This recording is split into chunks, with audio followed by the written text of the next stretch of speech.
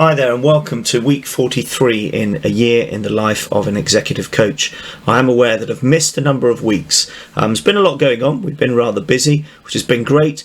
So I decided rather than beat myself up over the fact that I've not been able to do a video each week, I'll just dive back in when I am able to do it. So here I am.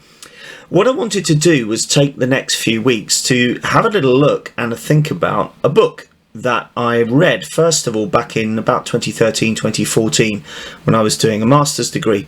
And the book is called Metaphors We Lead By. It's edited by Mats Alvesson and Andre Spicer. It's published by Routledge. It was published in 2011. You can still get copies of this at any reputable bookstore online or in the real world as well. I found this a fascinating book to read.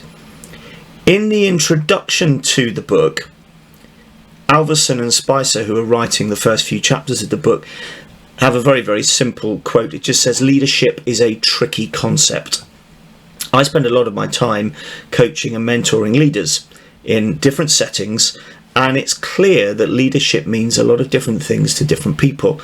It certainly means different things to those who are leading compared to those who are perhaps being led. So the idea of having metaphors to help us understand how we lead is, to me, extremely attractive. The book itself is great. It's just well written. It's really well edited and pulled together, and it includes 6 different metaphors which I want to explore over the coming weeks. So we've got leaders as saints, we've got leaders as gardeners, leaders as buddies, leaders as commanders, leaders as cyborgs, and leaders as bullies. So I'm going to take each of those metaphors in turn over the next 6 weeks and just spend a little bit of time thinking about what they say to me in terms of how I come across leadership in my role now as an executive coach and a mentor, and of course having been a leader myself, previously having led a school, for example. From my point of view now, however, operating as a coach and as a mentor, one of the things that really fascinates me is being able to hold up these metaphors to other leaders as a mirror so that they can actually reflect on their own practice and on their own behaviour as a leader. And I'd be intrigued to see what you think of some of the thoughts I might share in the next few weeks about those different metaphors and how different leaders, or even how you as a leader, might see yourself in some of those metaphors. It's also interesting to just think about how you as a leader might flex between different metaphors. Is there such a thing, for example, as a saintly commander or a bullying gardener? It'd be interesting to see how we might combine elements of these different metaphors. The second area that's of real interest to me as a coach and a mentor is working with senior leadership teams, and I'm doing this increasingly now, often with school leadership teams, but spending time with them thinking about how they function.